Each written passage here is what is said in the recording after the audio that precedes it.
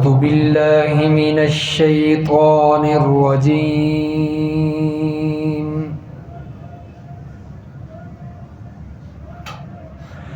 بسم الله الرحمن الرحيم.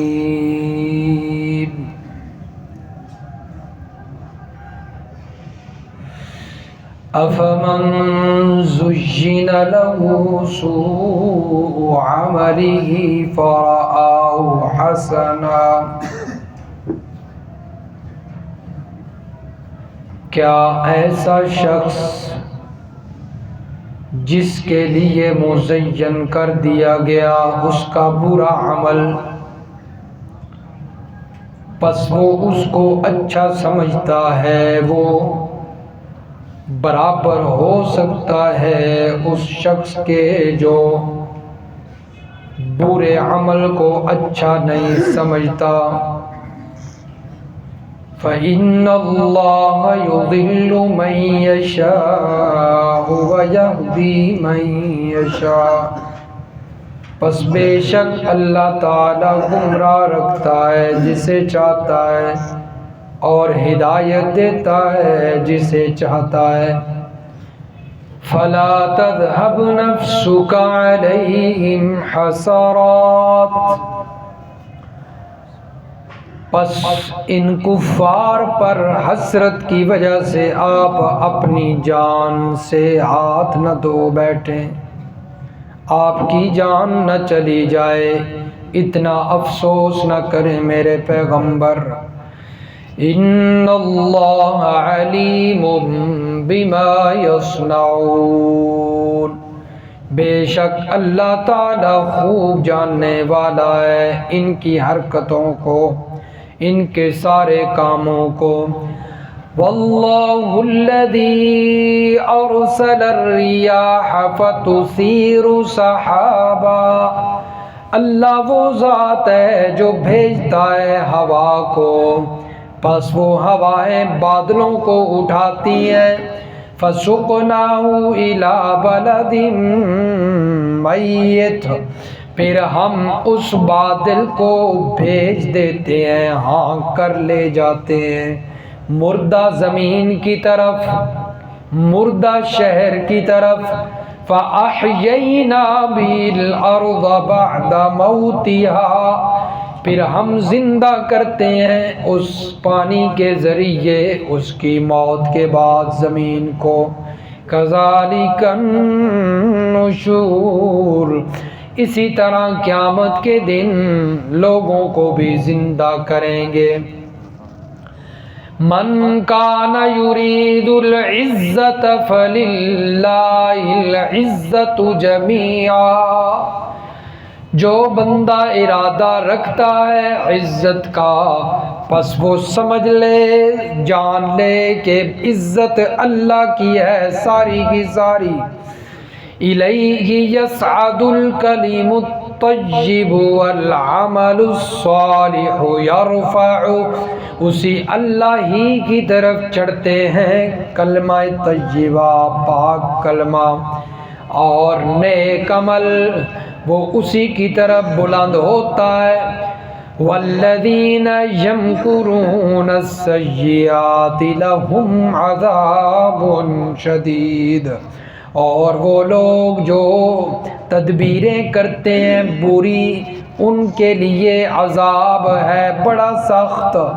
وَمَكْرُ أُولَٰئِكَ هُوَ يَبُورُ، اور ان لوگوں کی بری تدبیریں تباہ و برباد ہو جائیں گی۔ سبحان ربک رب العزت عما یصفون وسلام علی المرسلین والحمد للہ رب العالمین۔ اللہم صل علی محمد وعلی آل محمد کما صلیت علی ابراہیم وعلی آل ابراہیم انک حمید مجید۔ اللہم بارک علی محمد وعلی آل محمد کما بارکت علی ابراہیم وعلی آل ابراہیم انک حمید مجید۔ سورۃ فاطر کی آیت نمبر 8 سے لے کر آیت نمبر 10 تک تلاوت کی گئی ہے۔ گزشتہ درس میں اللہ تبارک و تعالی نے رسالت کا تذکرہ فرمایا اور قیامت کا ذکر فرمایا، اور فرمایا کہ شیطان تمہیں دھوکے میں نہ ڈالے۔ ایک طرف اللہ کا وعدہ ہے، سچا وعدہ کہ قیامت ضرور آئے گی، اور دوسری طرف شیطان کی مزین کی ہوئی دنیا کی زندگی تمہارے سامنے اور شیطان کے وعدے۔ فرمایا اللہ کا وعدہ سچا ہے اور شیطان کا وعدہ جھوٹا ہے، اس لیے شیطان دھوکے باز ہے، اس کے دھوکے سے فرمایا تم بچ کے رہنا، اور شیطان کے دھوکے سے وہی بچ سکتا ہے جو شیطان کو اپنا دشمن سمجھے گا۔ اس لیے فرمایا فاتخذوہ عدوا، شیطان کو اپنا دشمن سمجھنا، یہ تمہارا دوست نہیں ہے۔ اب اللہ تبارک و تعالی زجر فرما رہے ہیں اور فرمایا کہ کافر اور مسلمان برابر نہیں ہو سکتے، مشرک اور موحد برابر نہیں ہو سکتے، اچھے اور برے برابر نہیں ہو سکتے۔ فرمایا ایک طرف وہ شخص ہے جس کے لیے اس کا برا عمل مزین کر دیا گیا اور پھر وہ اس کو اچھا سمجھ کر کرتا ہے، اور دوسری طرف وہ شخص ہے جو برے عمل کو کبھی اور برا سمجھتا ہے۔ فرمایا یہ دونوں برابر ہو سکتے ہیں؟ نہیں برابر ہو سکتے۔ فرمایا اللہ تعالی جسے چاہتا ہے گمراہ رکھتا ہے اور جسے چاہتا ہے ہدایت دیتا ہے۔ جیسا کہ اس آیت کی وضاحت اللہ نے سورۃ محمد کے اندر فرمائی ہے، یہ پارہ نمبر نکالیں جی 26، پارہ نمبر 26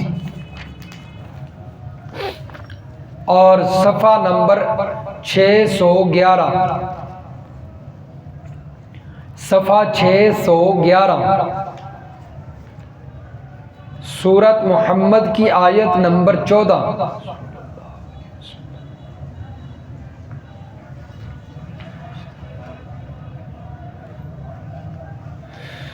فرمایا افمن کان علی بینۃ من ربہ کمن زین لہ سوء عملہ واتبعوا اہواءہم۔ وہ لوگ جو اپنے رب کی طرف سے واضح رستے پر ہیں، ہدایت والے رستے پر ہیں، کیا یہ لوگ ہو سکتے ہیں ان کی طرح زین لہ سوء عملہ، جن کے لیے ان کا برا عمل مزین کر دیا گیا، خوبصورت بنا دیا گیا، واتبعوا اہواءہم، اور وہ اپنے نفسانی خواہشات پر چلتے ہیں، اپنے نفس کی مان کر چلتے ہیں۔ کیا فرمایا یہ دونوں طبقے برابر ہو سکتے ہیں؟ یعنی نہیں برابر ہو سکتے۔ اسی طرح یہ دیکھیں سورۃ کہف کی آیت نمبر 103 نکالیں جی، سورۃ کہف پارہ نمبر 16 اور اس کی آیت نمبر 103، صفحہ نمبر 367، صفحہ نمبر 367۔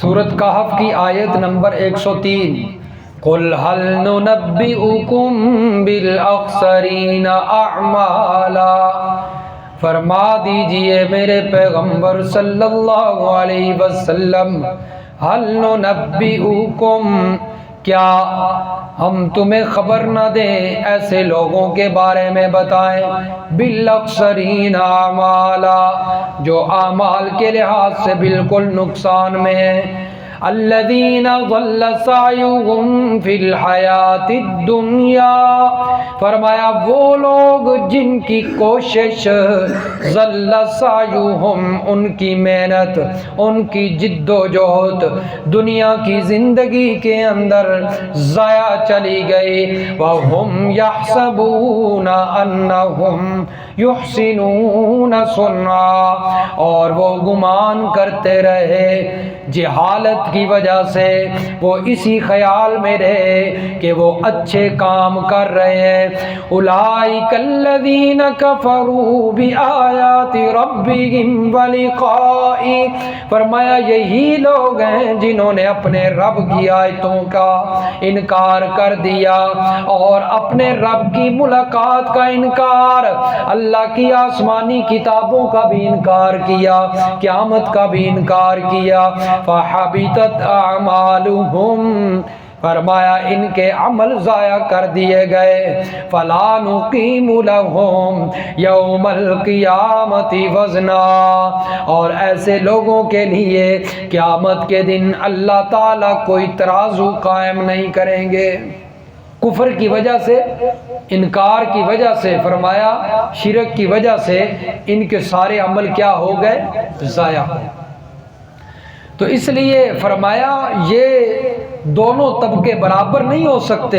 ایک بندہ ہے کہ اس کے لیے شیطان نے اس کا برا عمل مزین کر دیا گیا، شیطان نے کہا، اور سب سے برا عمل جس کو انسان اچھا سمجھ کر کرتا ہے وہ بدعات کے اندر آتا ہے، شرک بھی ہے، لیکن شرک کی وضاحت بڑی آسان ہے، اس کو بیان کرنا بڑا آسان، لیکن بدعات جو ہیں ان کو بیان کرنا اور سمجھانا بڑا مشکل ہے، اس لیے کہ لیبل اوپر تبدیل ہو چکا ہے، اندر کچھ اور ہے، ظاہر کچھ اور ہے، باطن کچھ اور ہے۔ تو انسان کے لیے شیطان نے یہ بدعات مزین کر دی گئی ہیں۔ اب دیکھیں ربیع الاول کا مہینہ آتا ہے تو میلاد ہوتا ہے،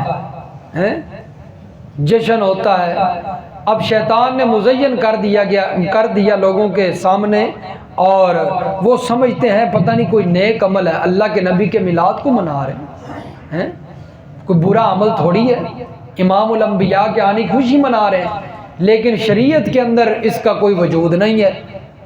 تو شیطان نے اس کو مزین کیا اور اس کو اچھا بنا کے لوگوں کے سامنے پیش کیا۔ اب یہ ختم کروانا بڑا مشکل ہو گیا، بدعت ہے نا، لیبل اوپر کچھ اور لگ گیا، لیبل اچھا جو ہے وہ لگ گیا، لیکن اندر سارا گند ہے۔ اب کسی بندے کو کسی بوتل کے اندر، شربت والی بوتل کے اندر شراب ڈال کے نا پیش کیا جائے، شربت بزوری کی بوتل ہو اور اوپر بزوری کا لیبل لگا ہو، اسے دے دیا جائے، لیکن کوئی بتانے والا بتاتا رہے یہ شراب ہے، اندر وہ کہے گا نہیں بزوری کا شربت ہے، رنگت دونوں کی ایک جیسی جو ہوتی ہے، تو اس لیے اوپر لیبل جو ہے وہ بزوری کا لگ چکا ہے، وہ مانے گا نہیں اندر شراب ہے۔ تو بدعات کا بھی یہی معاملہ ہے، اوپر لیبل بڑا نیک لگا دیا گیا لیکن اندر سارا گند ہے۔ اب دیکھیں انسان مرتا ہے، خوشی غمی کا موقع ہے، تو اس موقع پر اکثر زیادہ جو ہے بدعات غمی کے موقع پر ہوتی ہیں۔ بندہ مر گیا، اب تیسرا دن ہوتا ہے اس کی میت کا، جو مرنے کا تیسرا دن جب ہوا تو تیسرے دن جو ہے لوگوں کو بلایا، اکٹھا کیا اور وہاں پر بٹھا کر ان کے بیانات کروائے گئے۔ اب دیکھیں یہ بدعت ہے، اور جس کا رسم ہے، جس کا شریعت میں کوئی وجود نہیں، لیکن اوپر لیبل اس کے جو ہے وہ نیک لگا دیا گیا۔ بیان تو ہو رہا ہے، قرآن ہی تو بیان ہو رہا ہے، 7واں دن آتا ہے پھر شروع ہو جاتا ہے، 10واں دن پھر لوگوں کو بلایا، مولوی کو بھی بلا لیا، دیگیں بھی پکا لی گئی۔ اب اوپر ظاہراً تو بہت خوبصورت ہے، قرآن بیان ہو رہا ہے، لیکن اندر سارا گند ہے، اس لیے کہ شریعت میں اس کا وجود نہیں۔ اور جس چیز کا شریعت میں وجود نہ ہو اس کی اجازت بھی نہیں ہوتی۔ اس لیے فرمایا شیطان مزین کرتا ہے عملوں کو اور پھر اچھا دکھاتا ہے، بندہ سمجھتا بڑا کوئی نیک عمل ہے، ختم پڑھائی جاؤ تے اپنے عزیز نو بخشوائی جاؤ، لیکن یہ نہیں پتہ میں سارے کام جو ہے وہ اللہ کے رسول صلی اللہ علیہ وسلم کے اور صحابہ کرام کے طریقے سے ہٹ کر رہا ہوں، جس کا مجھے گناہ مل رہا ہے۔ فلا تذهب نفسك علیہم حسرات، فرمایا میرے پیغمبر آپ پریشان نہ ہوا کریں، ہدایت اور گمراہی یہ اللہ کے ہاتھ میں ہے، لیکن انسان کی استعداد پر اس کا نتیجہ اللہ نے رکھا ہے۔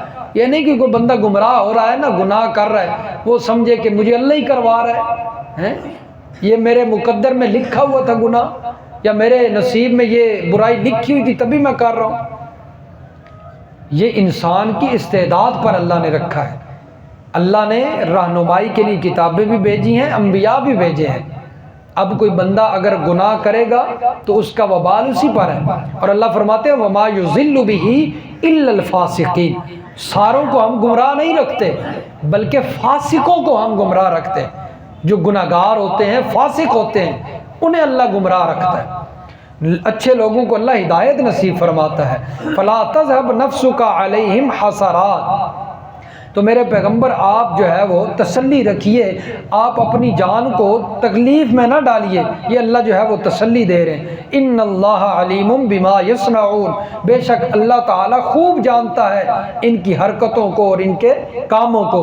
واللہ الذی ارسل الرياح فتثیر سحابا، یہ پھر دلیل عقلی آ گئی توحید پر۔ اللہ فرماتے ہیں ذرا توجہ تو کرو، غور تو کرو، اللہ تعالیٰ وہ ذات ہے جس نے ہواؤں کو اٹھایا چلایا، فتثیر سحابا، پھر وہ ہوائیں بادلوں کو اٹھاتی ہیں، فسقناہ الی بلد میت، پھر فرمایا ہم ان کو بالاد میت، ان بادلوں کو ایک خشک زمین اور زمین کے ایک مردہ ٹکڑے کی طرف لے جاتے ہیں، اور وہاں پر بادلوں کو حکم دیتے ہیں یہاں پر برسنا شروع کر دو۔ پھر ہوتا کیا ہے فاحیینا بہ الارض بعد موتہا، جب وہ بارش برستی ہے پانی زمین کی تہہ میں پہنچتا ہے تو وہ زمین ہریالی ہو جاتی ہے، اس پر سبزہ اگاتا ہے، وہ مردہ زمین پھر زندہ ہو گئی۔ فرمایا جب ہواؤں کو چلانے والا اللہ ہے اور پھر ہواؤں کے ذریعے بادلوں کو لے کر چلنے والا اللہ، فسقناہ الی بلد، پھر بادلوں کو مردہ زمین کی طرف ہانک کر لے کر جانے والا اللہ، پھر اس مردہ زمین کو پانی کے ذریعے زندہ کرنے والا اللہ ہے، تو پھر عبادت کے لائق بھی کون ہے؟ اللہ ہی ہے۔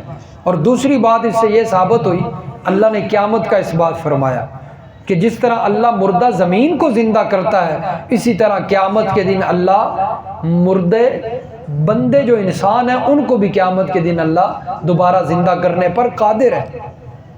یہ دیکھیں یہ سورۃ حج ہے، سورۃ الحج، وہاں پر تھوڑی تفصیل کے ساتھ سورۃ الحج پارہ نمبر 17،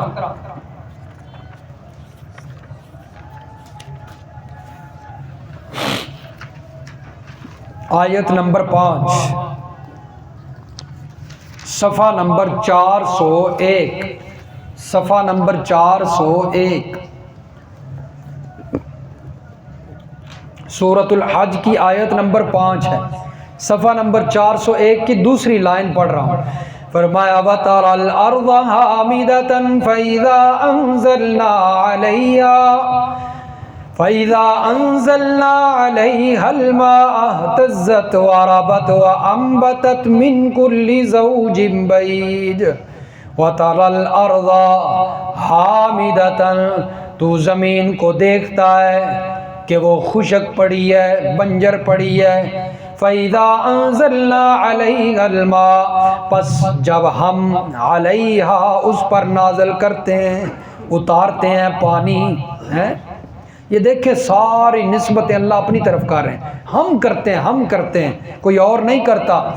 اہتزت وربت وانبتت من کل زوج بہیج، پھر جب اللہ پانی برساتے ہیں اس زمین کے اندر، اللہ فرماتے ہیں وہ ابھرتی ہے اور پھولتی ہے، ہر طرح کی نباتات اس سے اگنے لگتی ہیں۔ ذالک بأن اللہ هو الحق، اس سے معلوم ہوا کہ اللہ تعالیٰ ہی حق ہے اور سچ ہے، وہی حقیقی معبود ہے۔ وَأَنَّهُ يُحْيِي الْمَوْتَى، اور بے شک وہ زندہ کرتا ہے، جان ڈالتا ہے مردوں میں۔ وَأَنَّهُ عَلَى كُلِّ شَيْءٍ قَدِيرٌ، اور وہی ہر چیز پر قدرت رکھتا ہے۔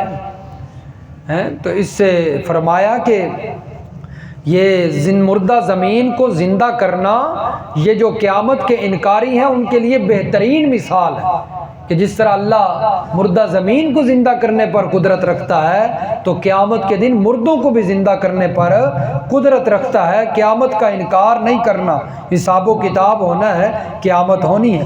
من کان یرید العزت فللہ العزت جمیعا، فرمایا جو ارادہ رکھتا ہے عزت کا تو اسے جان لینا چاہیے عزت ساری کس کے پاس ہے؟ اللہ ہی کے پاس۔ تو فرمایا اللہ سے عزت حاصل کرو۔ یہ رد ہے ان نابنیاد مسلمانوں کا اور کفار مشرکین کا جو غیر اللہ سے عزت حاصل کرنے کے لیے ان کی عبادت کرتے ہیں۔ یہ دیکھیے، یہ سورۃ مریم ہے اور پارہ نمبر 16 ہے۔ سورۃ مریم پارہ نمبر 16، سورۃ مریم کا آخر نکالیں جی، صفحہ نمبر 375، صفحہ 375 سورۃ مریم اور اس کی آیت نمبر 81 آیت نمبر نکالیں جی، صفحہ 375 پارہ نمبر 16۔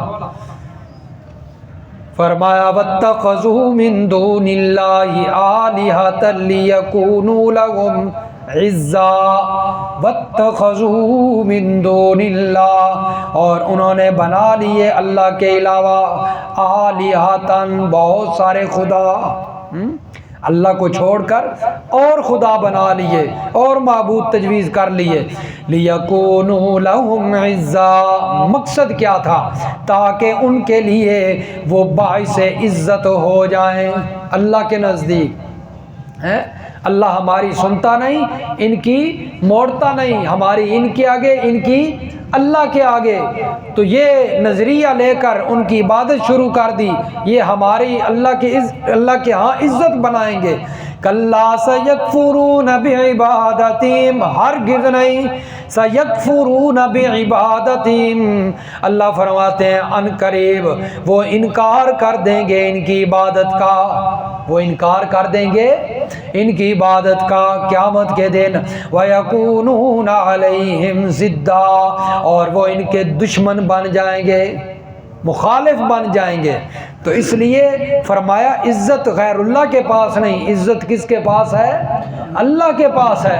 تبھی تو اللہ سورۃ آل عمران کے اندر فرماتے ہیں نا، قُلِ اللَّهُمَّ مَالِكَ الْمُلْكِ تُؤْتِي الْمُلْكَ مَن تَشَاءُ وَتَنزِعُ الْمُلْكَ مِمَّن تَشَاءُ وَتُعِزُّ مَن تَشَاءُ وَتُذِلُّ مَن تَشَاءُ بِيَدِكَ الْخَيْرُ إِنَّكَ عَلَى كُلِّ شَيْءٍ قَدِيرٌ۔ اللہم مالک الملک، یا اللہ تو بادشاہوں کا بادشاہ، تؤتی الملک من تشاء، تو جسے چاہتا ہے بادشاہ دیتا ہے، وتنزع الملک ممن تشاء، جسے چاہتا ہے ذلت دیتا ہے، بادشاہی واپس لے لیتا ہے، وتعز من تشاء، جسے چاہتا ہے عزت دیتا ہے، وتذل من تشاء، جسے چاہتا ہے ذلیل کرتا ہے۔ تو عزت ذلت کس کے ہاتھ میں ہے؟ اللہ کے ہاتھ میں۔ پیسے میں کوئی عزت نہیں، کسی کے پاس مال زیادہ آ گیا، دولت مند ہو گیا، کوئی خزانہ مل گیا، اس میں کوئی عزت نہیں ہے۔ فرمایا عزت کس کے ہاتھ میں ہے؟ اللہ کے ہاتھ میں ہے اور اللہ کا قانون ہے، جتنا تم جھکو گے اتنا میں تمہیں عروج عطا کروں گا، اتنی عزتیں عطا کروں گا۔ اگر گردن جو ہے وہ اکڑ کر، فرمایا گردن کے اندر سریا ہو اور تکبر ہو، فرمایا تم چاہو کہ ہمیں اس طرح عزت مل جائے، اس طرح میں عزت نہیں دوں گا، تمہیں ذلیل کروں گا۔ فرمایا جس کے اندر عاجزی ہوگی اور جو جھکے گا اس کو میں عزتیں عطا کروں گا۔ اور یہ اللہ کا جو قانون ہے یہ لاگو بھی ہوتا ہے، نافذ بھی ہوتا ہے۔ اس لیے فرمایا عزت حاصل کرنا چاہتے ہو، الیہ یصعد الکلم الطیب، عزت کس میں ہے؟ کلمہ طیب کے اندر، پاکیزہ کلمہ جو اسی کی طرف چڑھتا ہے۔ اور پاکیزہ کلمے سے مراد ہے لا الہ الا اللہ، اور اس کا مطلب ہے شرک چھوڑ دو، توحید والے بن جاؤ، اس میں عزت ہے۔ لا الہ الا اللہ، مشرک نہ بنو، موحد بن جاؤ، اس میں عزت ہے۔ کلمہ طیبہ کے اندر عزت ہے۔ والعمل الصالح یرفع، اور فرمایا عمل صالح کے اندر عزت ہے۔ بندہ نیک کام کرے کوئی نہ اور بندہ کہے کہ مجھے عزت مل جائے، ایسے عزت نہیں ملتی۔ نماز پڑھنی کوئی نہیں، تلاوت کرنی کوئی نہیں، رمضان آ جائے روزہ رکھنا نہیں، صدقہ خیرات کرنا نہیں، عزتیں حاصل کرنی، ایسے عزت نہیں ملتی۔ زکوٰۃ لاگو ہے، زکوٰۃ کا نصاب مالک صاحب نصاب ہے، زکوٰۃ دینی نہیں، اور عزت کا جو ہے وہ طالب ہے، فرمایا ایسے عزت نہیں ملتی۔ والعمل الصالح یرفع، نیک عمل کرنا پڑے گا پھر عزت ملے گی۔ اور دوسرا مسئلہ یہاں سے یہ سمجھیے، الیہ یصعد الکلم الطیب، اللہ نے فرمایا کلمہ طیبہ اور عمل صالح یہ کس کی طرف چڑھتے ہیں؟ اللہ کی طرف بلند کیے جاتے ہیں، اللہ کی طرف چڑھتے ہیں، اللہ کے ہاں پیش ہوتے ہیں۔ کلمہ طیبہ سے مراد لا الہ الا اللہ، یعنی پاکیزہ جتنے بھی کلمات ہیں۔ اور اسی طرح درود شریف بھی پاکیزہ کلمہ ہے کوئی نہیں؟ درود شریف پاکیزہ کلمہ ہے نا۔ عمل صالح نیک عمل بھی ہے، اور پاکیزہ کلمے اور نیک عمل کے بارے میں اللہ کیا فرما رہے ہیں؟ یصعد الکلم الطیب، الیہ یصعد الکلم الطیب، وہ کس کی طرف بلند کیے جاتے ہیں؟ تو اس لیے یہ نظریہ اور یہ عقیدہ ہرگز نہیں بنانا کہ ہمارا درود شریف اللہ کے حضور، اللہ کے نبی صلی اللہ علیہ وسلم کے حضور پیش کیا جا رہا ہے، یہاں سے فرشتے لے کر جا رہے ہیں، وہاں جا کر پڑھو، نبی علیہ السلام خود سنتے ہیں نہیں۔ فرمایا پاکیزہ کلمہ ہو، نیک عمل ہو، جو بھی پاکیزہ کلمات ہیں، ذکر الہیہ ہیں، اللہ کے نبی صلی اللہ علیہ وسلم جو ہے وہ پر درود و سلام ہے، یہ فرمایا اللہ کے ہاں پیش کیے جا رہے ہیں۔ سوار اور جمعرات کو اللہ کے نبی کے ہاں پیش نہیں ہوتے، کس کے ہاں پیش ہوتے ہیں؟ اللہ کے ہاں پیش ہوتے ہیں۔ والذین یمکرون السیئات لہم عذاب شدید، اور فرمایا جو لوگ بری تدبیریں کرتے ہیں ان کے لیے سخت عذاب ہے۔ اللہ کے نبی صلی اللہ علیہ وسلم کے خلاف بھی تدبیریں کی گئی ہیں، قتل کی تدبیریں، اللہ کے نبی صلی اللہ علیہ وسلم کو تکلیف پہنچانے کی تدبیریں کی گئیں۔ فرمایا جو بری تدبیریں کرتا ہے یہ انسان کو بری تدبیریں ذلت تک پہنچاتی ہیں اور انسان گمراہ ہو جاتا ہے اور عزت کی بجائے ذلیل ہو جاتا ہے۔ وَمَكْرُ أُولَٰئِكَ هُوَ يَبُورُ، اس لیے کہ بری تدبیریں وہ نیست و نابود ہو جائیں گی اور تباہ و برباد ہو جائیں گی۔ اللہ سمجھ نصیب فرمائے، عمل کی توفیق عطا فرمائے۔